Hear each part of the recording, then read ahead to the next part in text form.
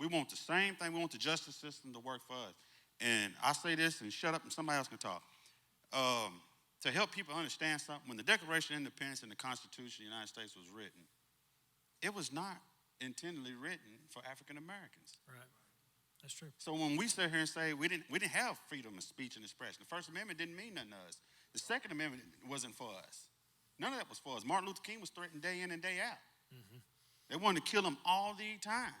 And he wanted to try to get a gun, and they wouldn't allow it to him. They told him it wasn't enough for him to own a gun. A black man couldn't have a gun unless he was in the presence of a white man. We was already considered a threat because of the color of your skin. Now with a gun, that makes you even worse. So all of that is built up throughout years. And then when you see people, it's like when we talk to you, you ignores, then next time hit the streets. And they're going to hit the streets. We can protest peacefully.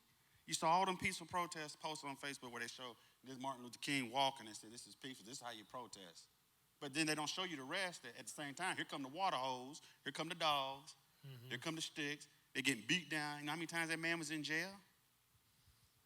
When slavery ended, prison is the next slavery. Yeah, 13. Do your homework in every state in the United States. There's more African Americans in prison than anything. Take us out the house, take us out the home, watch the family fall. Take the man out the house, leave it all on the woman, watch her fall, slip some drugs into the community.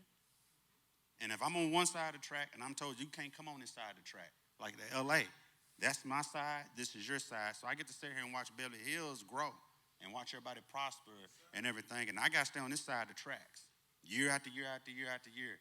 You know, not me, my family members that are older than me, and then so forth and so forth. And then you watch that, and you watch everybody else get new cars and new houses and everything growing, and they're getting where they need to get, and you're getting nothing. And then they wonder how you end up being violent and whatnot, and start like, I've been talking to you, I've been trying, I want to work too. You shut down the factories, I can't get a job. It makes a big difference. And when you sit there and put people in that situation, these gangs and groups were not designed and put together to start a race war. Right. It was to help our own community. That's how the Bloods originated in Chicago. They was there. They designed themselves to help their own community because nobody else was policing and helping their community. It's when drugs and money slipped into the neighborhood is when it changed to violence and everything else. So they figured, we're going to get you one way or the other.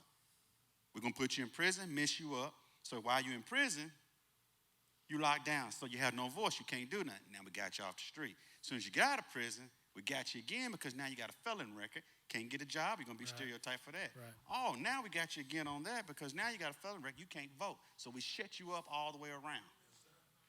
And then you have no voice, period. The system was not designed for us. Like I said, the Constitution, Declaration of Independence was designed for them. In their mind, they wanted us to be slaves forever. And that's when the Civil War come about, was to stop that. You know what I'm saying? And then to make a long story short, in people's mind, when they talk about a civil, you don't want a civil war today. Nobody does. Because like I said before, if you go and tell someone that you deliberately want to exterminate them because of the color of their skin, do you not think that we're not going to stand up for ourselves? Anybody. If we did that to you guys, not you in general, I'm having to speak this way because it's the only way. Sometimes you have to say stuff and step on people's toes. People are not going to like what they're hearing. But if you let an individual know, I'm here to exterminate you, you think I'm not going to rise up? So if you let people know I'm here to exterminate you, that people's going to rise against you. Now, you got other races that are not the same color as you. Once they hear that, they're going to be with you too because they realize, if you're going to exterminate them, you're going to try to exterminate me. So that means there's no limit to none of us. Your 60-something% is not really 60 because not everybody in that 60% is going to be with you on extermination. So some of that 60 finna jump over this way. Now that playing field finna get balanced out. It's going to be a whole new war. Right. And last but not least, by being a whole new war, which we don't want, that is what countries that hate us so bad love. They're sitting back right now watching this and enjoying it and hope that we destroy each other, have another civil war, do this, let war break out, be stupid, ignorant, and destroy each other, destroy ourselves, our business, our financial institutions, all that. Everything that makes America what it is, they want us to do this because they've seen us do it before. And then when we get down to our weakest point, what better way to come in and wipe us out? Then you want to stand together then. Because they'll love to see us do the work and be like, they're down now. Let's go get them. Yeah. We got to unite. instead of fighting against us, we have to unite. And we want to, but that 1% don't want us to, because if we unite, that leaves them without their agenda. There has to be confusion for certain people to hold jobs and positions. We need our officers. There would be chaos. There's something behind that. Defund the police and get rid of them. They want to get rid of them for a reason. Because if all of them gone, who's going to stop who from doing what? Yeah, that's true. So I don't hate all officers. Like I said, I don't hate none of them. But nobody likes a crooked officer. And I don't like a racist officer, because you already know what you're in for. Mm-hmm. And it just comes down to it. You don't know we can comply and still get killed. Mm-hmm. That's the problem. Yeah. I can sit here and do everything I'm told to do and end up dead later. Yeah. So that runs through your mind when you're complying that I might be killed in a few minutes. Yeah. I'm going to leave it there and let this brother talk or whatever. I want to speak on that just really quick. I hate to incriminate myself here, but I'm about to. Just to speak on like law enforcement and being on the other side of that. Now, I have been arrested before, so I know what that feels like. Now, in my situation, I always compare it to what if I was black? Because I got pulled over at 3 a.m. with a busted headlight. My license was suspended. I didn't know that at the time, so I had no idea I was going to jail, but I did. Now, I also had a bottle of pills in my car. Did not have my name on them. That's a controlled substance. That's a pretty big deal. And the cop waved it off. Like, he didn't even know me.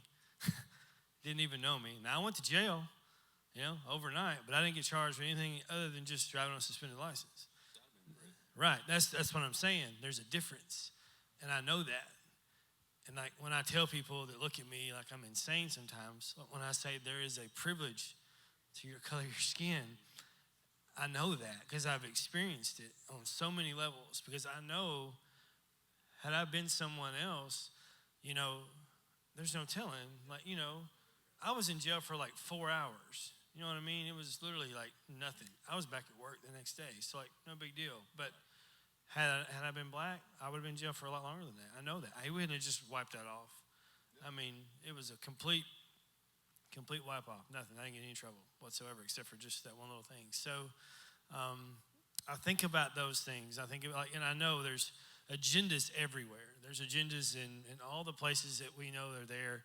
That's why I think for us, we have to be united on this, on every level.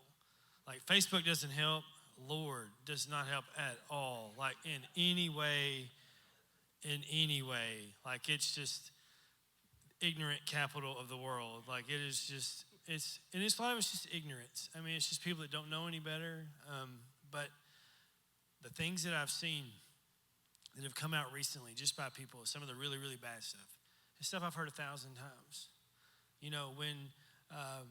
And to be really transparent and really honest, the things I've heard in my life, just when they talk about Martin Luther King Day, if you're super racist, they call that James Earl Ray Day. Like, that's what they call it. Like, that's a real thing. Like, that is not something that, like, I have to even, like, make up, because I've literally heard that thousands of times. It's just, if you want to hear the most racist comments in the world, you can go to any little town, to any little cafe, wherever they are, you can sit down 4 tables over, and you'll hear whatever you want to hear. And I know that they're in all these little towns, and like I've seen it, and I've been privileged enough to be white, and nobody thinks about it when they're talking around me, because they think I'm just like them. And then now that this has happened, now is when that gets called. Yes. Now it's like, no, that's not going to fly with me anymore. Like, we can't be that way. And there's going to be a lot of hard conversations. And it's probably some friendships lost, just to be honest. But I think it's worth every bit of that. It's worth way more than that. I mean, to be honest, it doesn't take a lot of courage to be me and to stand up against something like that. But I'll be honest, guys, like I've just been heartbroken, like for this whole month. I can't imagine. Like, I just can't. I can't fathom. I can't process all that, like what it feels to be a black person in America, especially where we live, where all these things that sit underneath the surface that we don't talk about, especially the white community, because they're all there. All those thoughts are there. You're gonna, like I said, you'll see those things come out more and more and more. But we've got to be a group of people that come together and pray together and seek God like we never have before together. Like, really, I mean, we can't just let this be a fad and let this thing just happen one time and it never happened again. The church is so important. Like, it is that thing, it's that glue, that can really hold all this together, because God can do all that. God is for us. We just have to be for each other. I heard that today. Andy Stanley was talking about that. And he was also talking about the centurion who came to Jesus in the middle of a crowd. And he's the enemy. He's the guy that's oppressed everyone. Yep. And he's talking to Jesus. He's like, I need you to heal my servant. Yep. And he's like, you want me to come there and do that? And he's like, well, I don't deserve you to even be under my roof. And of course the crowd's like, you dang right, man. You suck. You're a piece of crap. So like, Jesus had to risk losing the crowd to raise this person to life. And that's huge to me, man. Like, that's who we got to be all the time. And now more than ever. And I want this kind of conversation to continue in every town. However it has to happen. Every town has to have this conversation. And I'm tired of just being brokenhearted every week. So yeah, with that, I'm sorry. Yeah, I was going to say, Josh, having this environment, inviting people to church, it's an awesome start. It's a great start. And I believe that, God is softening hearts right now. He's changing hearts. He's changing the way we think. The Bible says, don't be conformed to the world, to the patterns of this world, but be transformed by the renewing of your mind. In other words, in Jesus, he always called people to repent. And repent isn't simply doing a 180. That's just trying to change your behavior. That's behavior modification. And if you try to change your behavior, you're going to eventually go back to it. But, if I could just talk like a preacher real quick, the word repentance is the Greek word metanoia. And metanoia literally means to change the way you think about a particular situation or a particular thing or a particular issue. Because if you can change the way you think about that particular issue, then it's going to change your behavior. And so from a spiritual standpoint, yes, let's open up God's word. Let's hear what God's word says about it so that it can change our hearts. Now, there are thousands of people that are outside the four walls of this church that haven't been exposed to the gospel or have let it wash off of them, and they have a certain way of belief, a certain racist way of belief. And there are laws right now in all 50 states that allow people to act on those racist beliefs. So what we can do practically, it is our civic responsibility to vote, is to advocate, for common sense legislation that makes everybody equal. Because I can't change your heart if you're a racist, but I can change how you act upon your beliefs. And that is really powerful. You think about how you talked about the 13th Amendment. 13th Amendment, that was for the slaves. It was to abolish slavery. But there was a gaping loophole in that amendment. Right. I mean, and I'll quote it for you. You don't even have to pull it up on Google. The loophole is, slavery shall be abolished unless you're convicted of a crime. And in the South, there were crimes such as sassing a white person. I didn't physically hit you. I didn't harm you. I didn't take anything from you. I didn't violate you. I sassed you. I gave you a negative look. And that was grounds for me to be put in jail back then, and allowed me to be put back into that cycle of slavery. But you got to think about this. Let's fast forward today, because nobody's getting put in jail for sassing somebody. But let's talk about drug possession for a moment. 1 gram of crack cocaine gets the same amount of time as 100 grams of white powder cocaine. Now, talk to me. Who is the primary consumer of rock, crack, cocaine? We can say African Americans, Latinos. Who is the primary consumer of white powder cocaine, class and race? White, wealthy Caucasians. So should they get caught, with a minimal amount of cocaine, they're probably not doing any time. They're going to get a slap on the wrist, sort of like the benefit that you experienced, we'll just, for a suspended license. And so those are things that we have to speak about. Those are things that we can go to our legislatures. We can open up the law book, it's public record, and we can look at laws, that misrepresent, or target a particular group of people. And so those are practical things that we can do if we just get involved with our state legislature. It's an election year, right?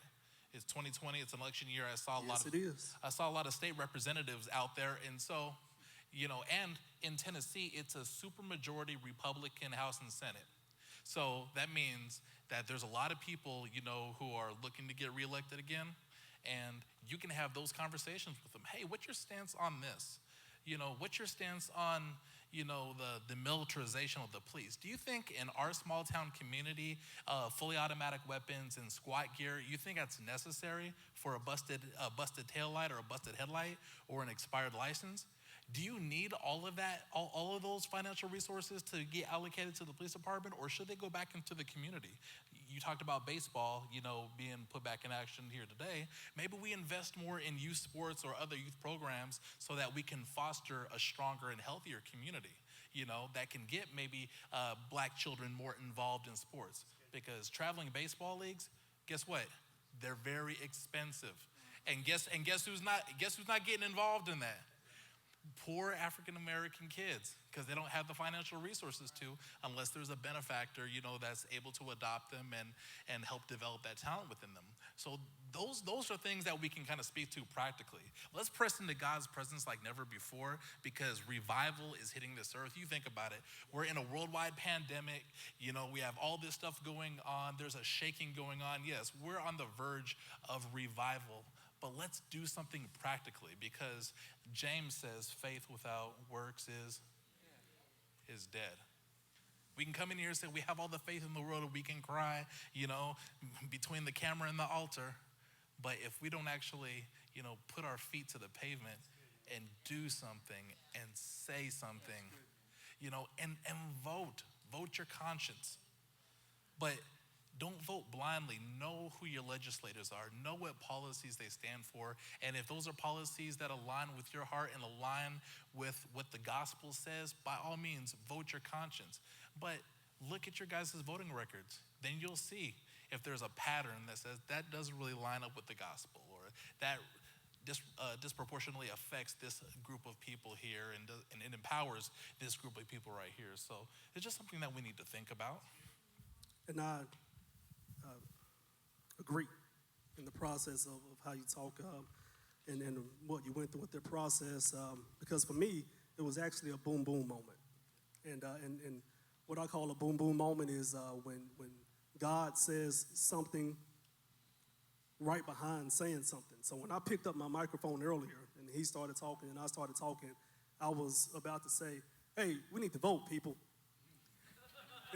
Because in the process of how it goes, when you listen to how people talk, you hear certain catchphrases, right? Jazzy sounding word phrasings that catch on. And one of the things that catch on is criminal justice reform, right? Because when we talked about the different things, that all comes back to criminal justice reform. Well, it's very interesting that I sit beside you because I'm a young man that went to college on a baseball scholarship. That's how I got there, right? To play baseball. Now, travel ball was not as expensive then as it is now, and I was scholarship to be on the teams I was on because I could run just a little bit. But with that process, to understand how important it was, with one lesson that my father taught me, I always had to play on a team that was not in my neighborhood. I always had to play on a team that was across town. And I asked him one time, I said, Dad, why do I always have to play on a team with people that I don't know? He said, Nick, so you can meet people that you don't know. Exactly. You have to be around somebody to get different experiences so your life can change and you get more than you have right now. And when you talk about criminal justice reform does not happen if the same people stay in office. Because they have proven that they believe what they believe, they're gonna act the way they act, and if they stay there another 20 years, they're gonna keep doing the same thing. The only time they show up to listen is during election season, And they tell us just enough to get us to vote for them again, and then it goes right back to the same thing. And with criminal justice reform, and another zingy term is militarization of the police department. I won't put my wife on the spot. She's in the room. But if you were to ask my mother,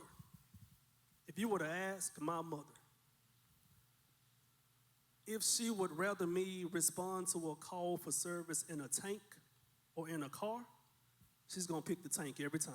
That's your mama. That's right. But we talked about changing our thought process, changing our perspective, because from her perspective, that's her baby. The tank will keep me safe. But do we think of that? It's easy to look at it and say, well, they don't need that tank. And you know what? Most police departments don't need a tank. But do we think about how did that tank get there? It got there because a legislator allowed it to happen. A person sitting in an office that got voted into office signed off on that. Every piece of equipment that you see, somebody signed off on that. So when we talk about criminal justice reform, look from the perspective of how do we change it? We change it by voting. What are we going to do about it? Because I've sat across the table, you all, from countless individuals that you go through, and we watch police shows on TV. You have the right to remain silent. Anything you say, it's the same. We say the same thing you see on TV, pretty much. 9 times out of 10, you know what people do? Let me tell you what happened. He said, look, I just told you don't have to talk to me. I just told you to remain silent. I just told you that you will have an attorney that's not, free. You see, people think that the attorney is free that they get. You have to pay for that public defender. So now you have an individual paying for a public defender, and you're paying someone to represent you that may have a caseload of 50 other people that meet you the day you show up to court. And this person is supposed to sit there and represent you and keep you from going to jail for an extremely long period of time. They're going to encourage you to take the deal because you don't want to come back to court because you already missed 1 day of work. You don't want to miss another day of work because you're glad you got the job that you got. So now you take the deal, but you didn't read it as thoroughly as you should have read it. You just admitted to being a felon. Now you have some certain jobs that you can't get. So now the narrow road gets even more narrow. So when we talk about that, we can't just throw out criminal justice reform. We can't just throw out, let's not give police all this equipment. We have to say, how does it happen? What are we going to do about it? And every person in this room, even if by chance there is someone in this room that does not have the ability to no longer vote, they can still encourage somebody else to show up and vote. They can still give somebody a ride to go vote. Because we can pull up and look at how they vote, what they vote on, what they agree with. And we can email them, call them, ask the elected officials, why did you vote that way? Explain to me how you're my voice and you're representing me, but that is not what I believe in. But you want me to put you back in office? Raise your hand if you can go to work and do the opposite job that your boss told you to do. You see, I put my hand down real fast, didn't I? Right? But the elected officials work for us, but yet they do the opposite of what we ask them to do. How does that work? So it's on us to say, what are we going to do about it? We can affect change in that way. We can be a part of solving that issue because there's several different moving pieces to the problem. We can't just take our arrow and shoot it in their bullseye and say, we got it. We got to pull that arrow and shoot in that bullseye, but guess what? Tomorrow the target is going to move. Yeah. And, I didn't grow up hunting. I didn't hunt, right? But a good person, a good hunter will tell you that you can go out and shoot the target all day long. A skilled hunter can get their prey while the target is moving. You see, we forget civically that it's always a moving target. It doesn't stay in one spot. This week, we need to do better with racism. Next week could be a completely different issue. How can I prove it? Think about March 18th, when the state of Tennessee shut down. Many of us thought, this I did, I never thought that we would see anything like we saw when the governor said, stay home. And for most people, the thought process was, this is as bad as it's gonna get. And then a few weeks later, this is as bad as it's gonna get.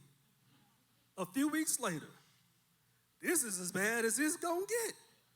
And it kept changing and changing and changing. And then on top of that, civil unrest started taking place.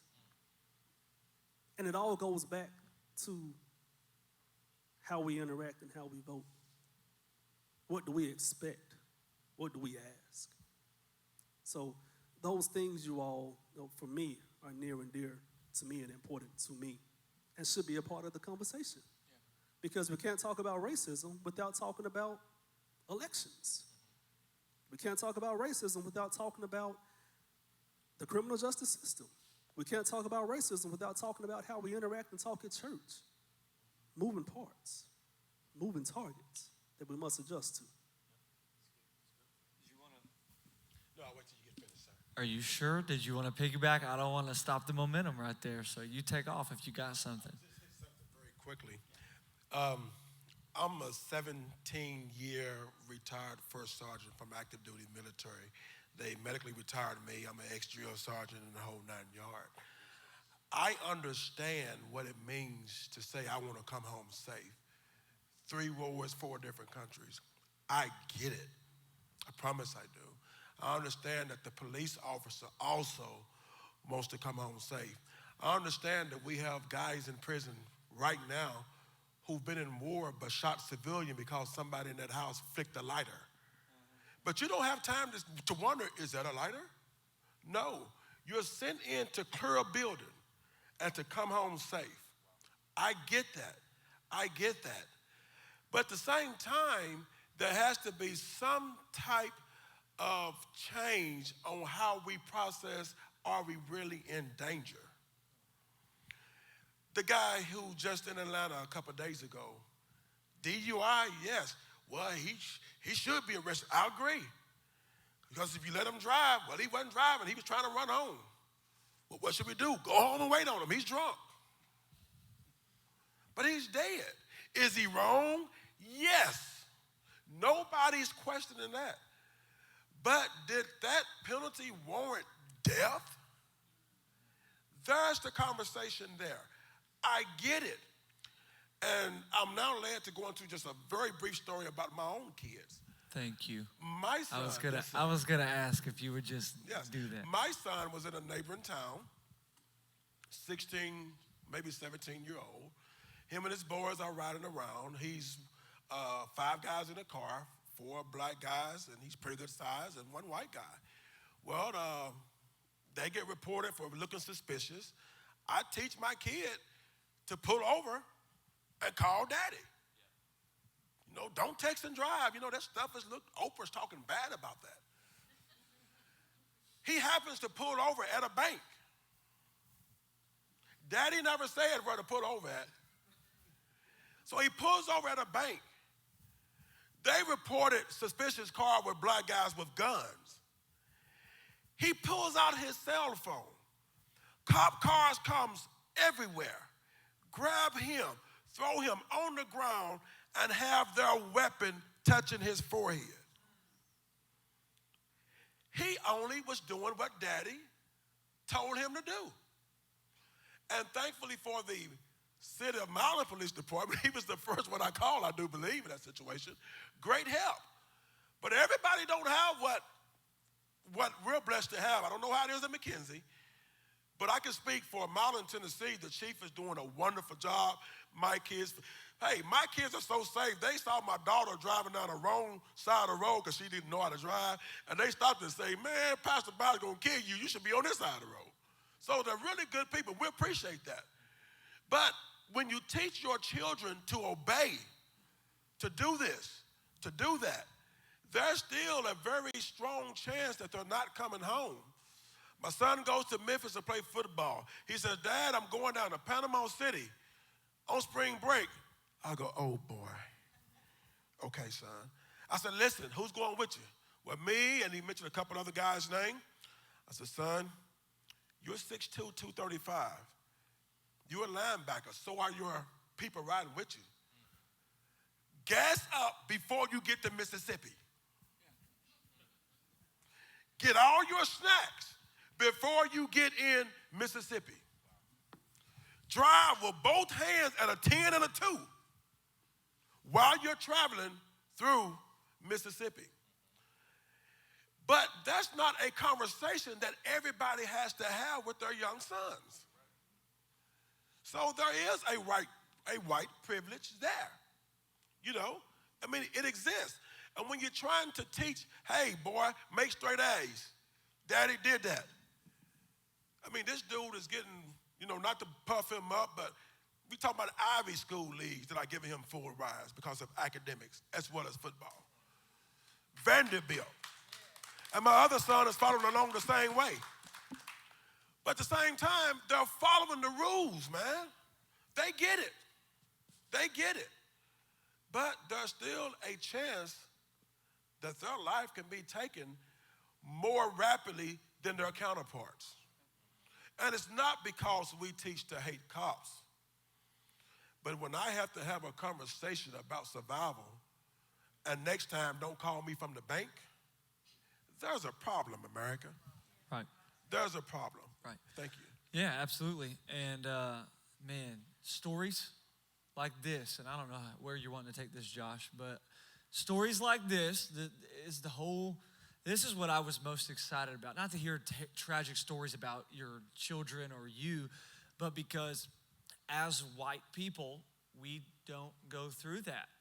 It's just not a part of our upbringing. I was literally not one time ever instructed as to how to approach a police officer when he's walking up to my window. I can remember times where a police officer's walking up to my window and I'm going through my backpack getting my wallet. Right. I'm going through my backpack getting my wallet. I'm not thinking anything about that. I'm not thinking, to somebody else, to one of my buddies, to my girlfriend, that could be something that is potentially life-threatening. We were talking to a guy the other day. Shout out to our podcast. It'll come out this Friday, but he travels with Christian rappers, all right? And they're hitting these huge shows, the same ones that all of us go to, Winter Jam, Forward Conference, Passion, all this different stuff, the same guys that are there. He's traveling with them. He's the only white guy in a car, 4 black guys. They're rolling right through Mississippi, the Mississippi-Alabama border. They get pulled over. The cop comes to the window. All these guys, all right? He asked every black male to get out of the car, and he asked the white guy, "Are you okay?" Wow. They all had to get up along the side of the car, but he asked the white guy to stand there and then came to him separately and said, "Are you okay? Did they kidnap you?" Assuming. That is what we're talking about, man, when we say this kind of stuff. And I don't know, I haven't said a lot tonight, and I'm not going to say a lot tonight because everyone right here, and this is not to make fun of their age as much, and Pastor Ballard will appreciate that because last time we were around, I poked fun of him a little bit. But this is not to make fun of anyone's age. It's to almost make a little bit light of mine. The Pastor Josh Forbes, you're 36, is that what you said? So he is 10 years older than me. And then we continue moving on, and the age gap gets further and further and further. You don't have to look at me when you say Yeah. I wasn't. We said truth. We have to be truth tonight. Yes, sir. It is what it is. But I like this because this gives us an opportunity to do this thing called learning. For most of us, we've never had conversations like this. And I tell people all the time that most pastors, and the Bible's really clear, as a pastor, you should be able to hold your own in theological discussions. You should be able to talk about this stuff. I tell people all the time, if I get to 47, I'm 27 now. If I get to 47 and I don't look back and think, man, I was an idiot, I didn't know anything, then I feel like I haven't done my job. Surely as a 27-year-old preacher, I don't already know everything perfectly. Surely I don't. If I can't get to 47 and say, you know what, that sermon, we're going to take it offline because I don't even believe in what I said anymore. And I encourage our church even, like, we should continually be growing. We should continually be learning. Well, this is one of the same categories, man.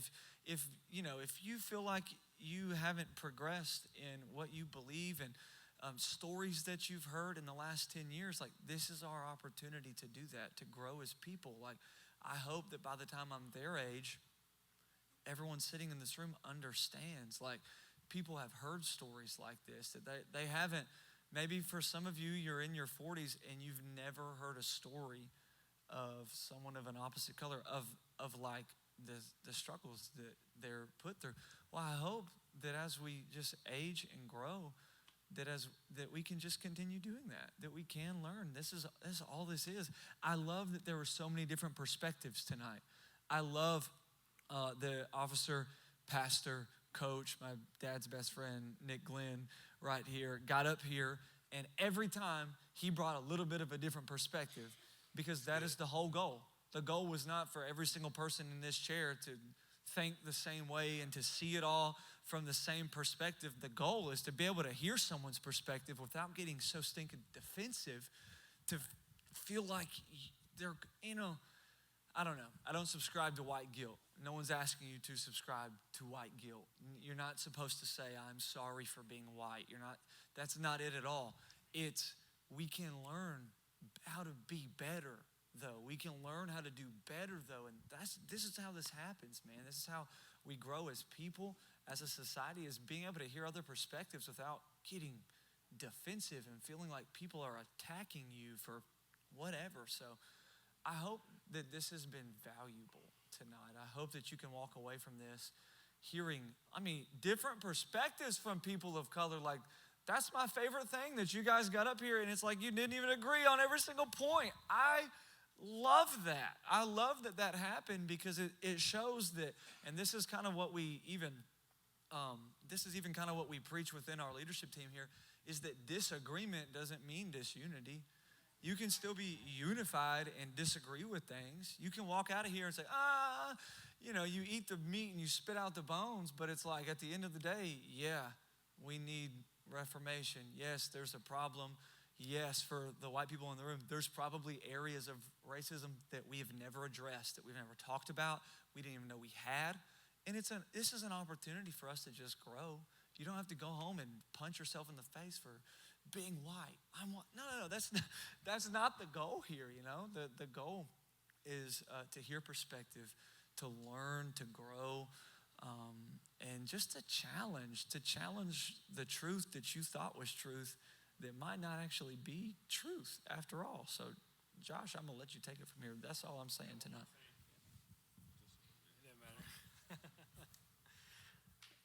I want to just hit off that just really quick. It's okay that we don't know at times too. I know a lot of, I see a lot of posts like, I see things, not even just posts, people talk and they're like, well, just don't commit a crime, nothing to worry about. I think we clearly have seen that's not always the case. And I think it's also really clear that we don't know what it's like to be black, and that's okay too. Like, we don't have to, but we don't have to like argue about it either, like we do. Like we already know. We don't know, and that's fine. Like, it's okay not to know that. But Nick asked me to read his poem. I don't know if any of you saw it. It made the news. Yes, It's pretty famous. It did. Made the news. And I'm going to read this for you really quick. The dichotomy of black and blue. There's a particular dichotomy that accompanies being black while blue. If you say my blue life matters, then my black life should too. My blue life is a calling, but in the end, just a vocation, while my black life travels with me to every location. This badge has been tarnished through no fault of my own, to the point where I'm terrified at the thought of my sons being on a traffic stop alone. People say they don't see color, but they clearly see blue. You would be yelling too if this continued to happen to you. After rivers of flowing tears and hundreds of years of oppression, We are remedial and have not learned, but keep repeating the same classroom lesson. There's a particular dichotomy that accompanies being black while blue, because when you are off duty, you know that they may just shoot you. My blue life gets celebrated, but I'm tired of the indistinct chatter. What I need is for all to acknowledge that my black life matters. That's good, Nick. Thank you. And I think the whole movement that you see online, that you see on TV, Black lives do matter. And I'm going to fight for that until the bitter end, because it's true. There's no reason to discount that by saying something else. There doesn't have to be a response other than I'm with you. There doesn't need to be any other response. I know there are other responses that we throw out there to negate those things and negate those movements, because maybe we don't agree with everything about it. But that's okay too. But they matter. You guys matter. You guys matter to us. And there are so many things I've learned. I've always been very anti-political through my young adult stage. I've always raged against the machine. I've always been very rebellious in that category. I never trusted the government. I don't trust a bunch of old white men. Anyway, but I'm learning, though, as I get older, that is an important part of my duty as a citizen. So I'm learning not to ignore that. I'm learning to learn more about that. So that's very important. And even the things you guys brought up, the reforms that we need, the people that we need to either get out of office or get into office are important. And the church should recognize that too. Not get involved, politics is an idol for the church. I will say that. It is an idol. It's truly an idol. We jump to that really, really fast in every conversation. But it's something we should be involved in as people, as citizens. I think that's important. As Christians, to be involved. Not to make people believe what we believe, because I don't think that's fair either. I don't think somebody that doesn't want to be a Christian should have to be one, because I said you do. I don't think we need to write laws to make you be a Christian, but I think we should vote our heart there, and vote for what's best for us as people. So that's important. So thank you guys for that tonight. It helped me even understand that even more and how imperative that is. Anybody else got anything? Go for it. I just want to piggyback on something you just said that it won't take long. When you said the Black Lives Matter, that has been taken to a whole nother level too. I mean, look at it three ways like it has been looked at. You say Black Lives Matter, Blue Lives Matter, White Lives Matter, and we'll say, four ways, and then you say all lives matter. Okay, well, we as black people, we understand all lives matter. That's not, nothing new for us. We understand it. That's not our point. But if people look at all four of those phrases, lives matter, lives matter, lives matter, lives matter, all four times, that's the same phrase. Black, white, blue, all. That's four more different phrases. That's four more different words. Now, when you say white lives matter, people don't have a problem with it. We don't have a problem with it. When you say all lives matter, people don't have a problem with that. We don't have a problem with it.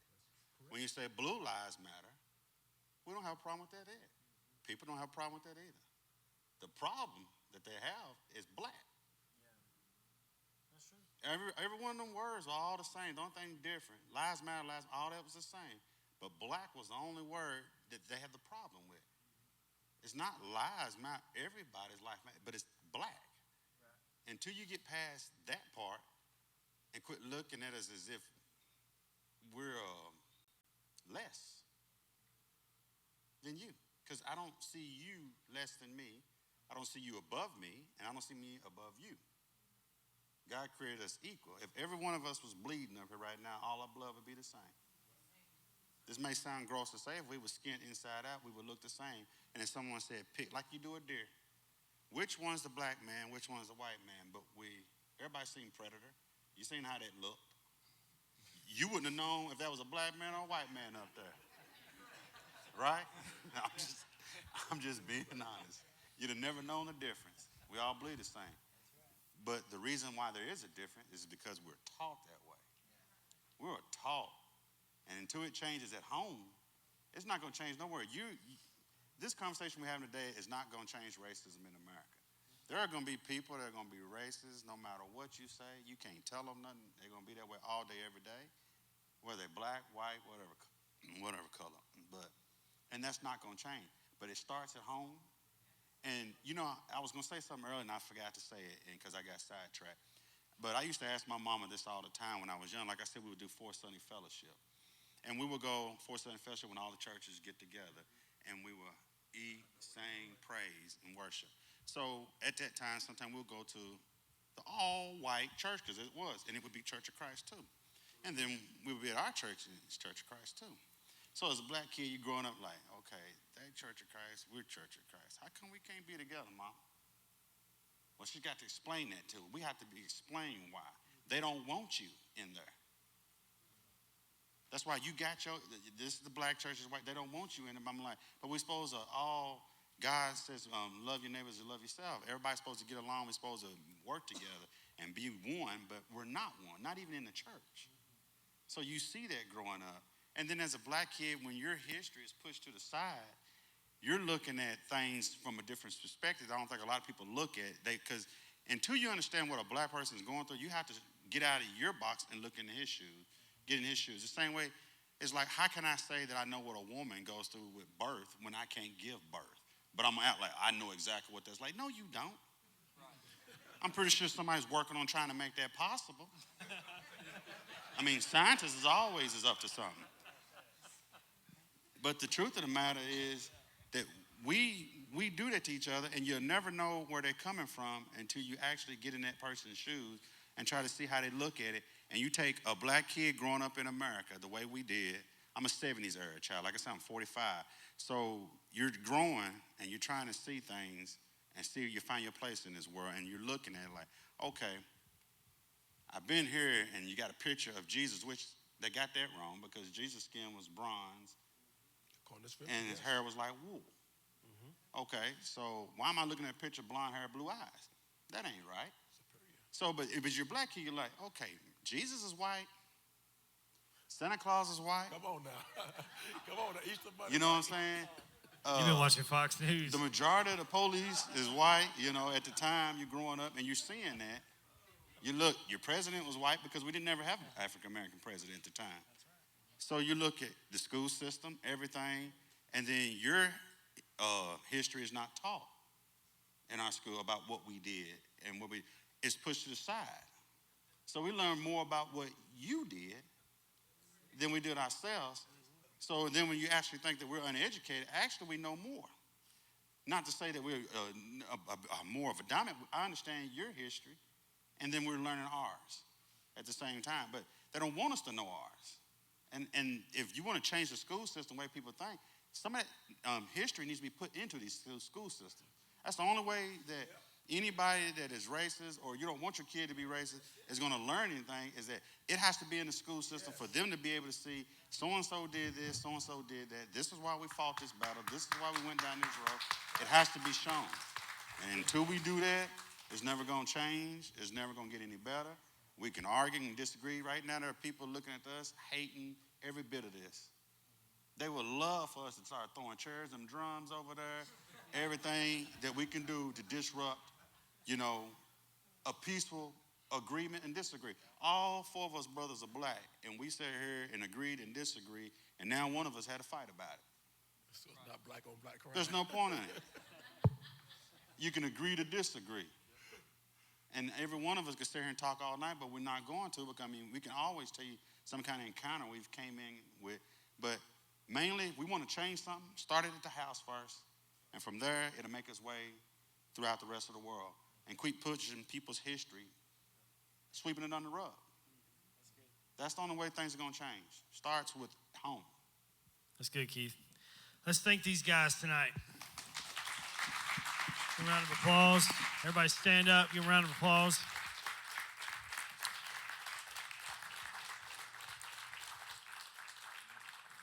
I'm gonna pray really quick, and we're gonna get out of here. Thank you guys for joining us. Thank you for joining us online tonight. We'll have this thing out tomorrow. You can share it, let everybody see it. thank you guys so much for coming, for taking part of your day and being with us, for traveling here, for coming and sharing your stories and your perspective. Dear God, tonight we come to you asking you to heal our land, to heal us, to heal our hearts.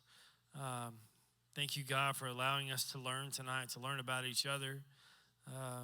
We love you so much and who you are. You're that light in the darkness, and thank you for just shining through us tonight, letting us speak truth to not just this room, but our community and our nation. And God, we hope this message travels far and wide, and thank you for giving us the technology to even do that. So God, we love you.